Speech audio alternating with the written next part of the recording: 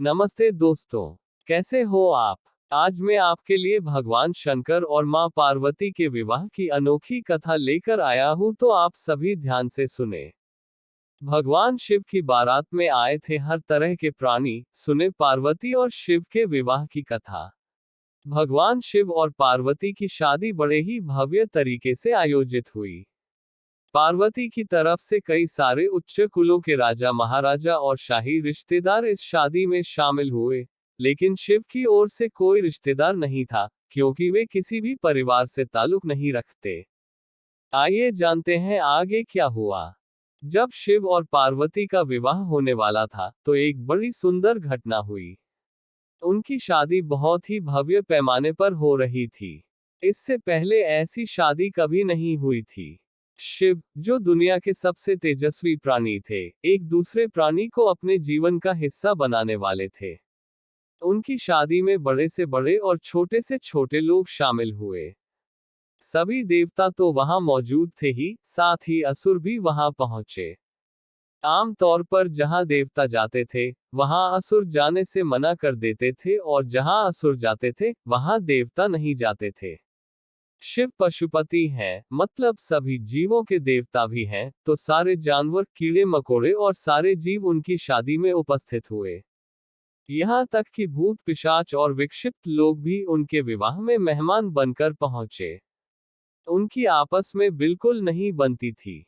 मगर यह तो शिव का विवाह था, इसलिए उन्होंने अपने सारे झगड़े भुलाकर एक बार एक साथ आने का मन बनाया। यह एक शाही शादी थी, एक राजकुमारी की शादी हो रही थी, इसलिए विवाह समारोह से पहले एक अहम समारोह होना था। वर वधू दोनों की वंशावली घोषित की जानी थी। एक राजा के लिए उसकी वंशावली सबसे अहम चीज होती है, जो उसके जीवन का गौरव होता है। तो पार्वती की वंशावली का बखान खूब धूमधाम से किया गया। यह कुछ देर तक चलता रहा।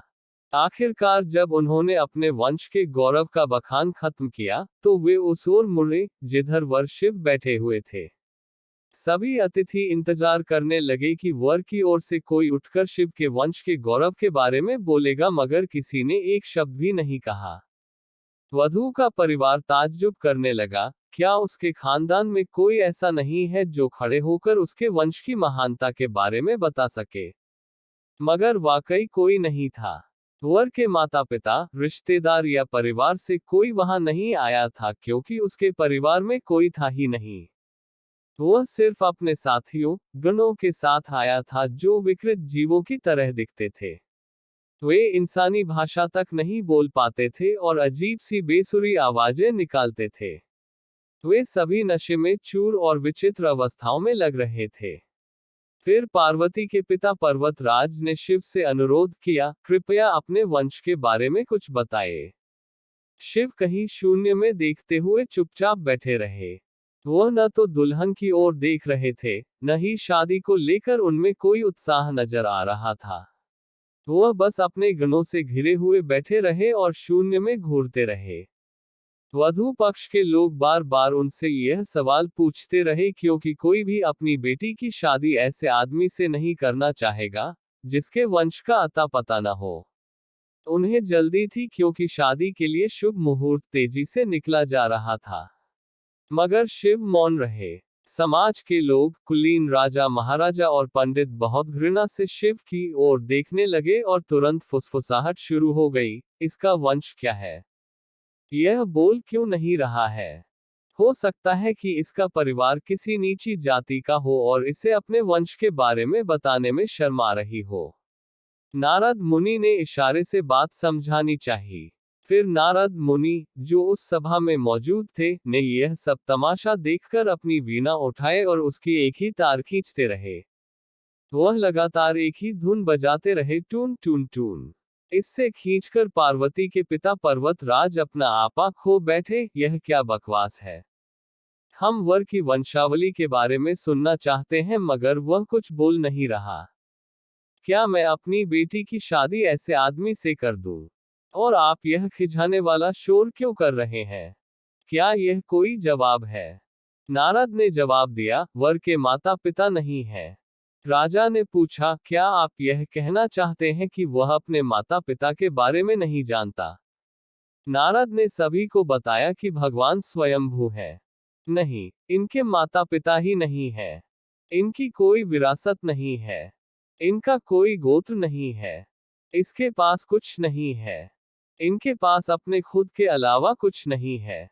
पूरी सभा चकरा गई। पर्वत राज ने कहा, हम ऐसे लोगों को जानते हैं जो अपने पिता या माता के बारे में नहीं जानते। ऐसी दुर्भाग्यपूर्ण स्थिति हो सकती है, मगर हर कोई किसी न किसी से जन्मा है। ऐसा कैसे हो सकता है कि किसी का कोई पिता या माँ ही न हो? नारद ने जवाब दिया, क्योंकि यह स्वयंभू है। इन्होंने खुद की रचना की है। इनके न तो पिता है न माता। इनका न कोई वंश है न परिवार। यह किसी परंपरा से ताल्लुक नहीं रखते और न ही इनके पास कोई राज्य है। इनका न तो कोई गोत्र है और न कोई नक्षत्र, न कोई भाग्यशाली तारा इनकी रक्षा करता है। यह इन सब चीजों से परे है। यह एक योगी है और इन्होंने सारे अस्तित्व को अपना एक हिस्सा बना लिया है। इनके लिए सिर्फ एक वंश है, ध्वनि। आदि शून्य प्रकृति ने जब अस्तित्व में आई, तो अस्तित्व में आने वाली पहली चीज थी ध्वनि। इनकी पहली अभिव्यक्ति एक ध्वनि के रूप में है। यह सबसे पहले एक ध्वनि के रूप में प्रकट हुए। उसके पहले यह कुछ नहीं थे। यही वजह है कि मैं यह तार खींच रहा हूं। तो दोस्तों, कैसी लगी हमारी यह कथा?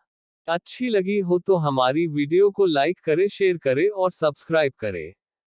धन्यवाद।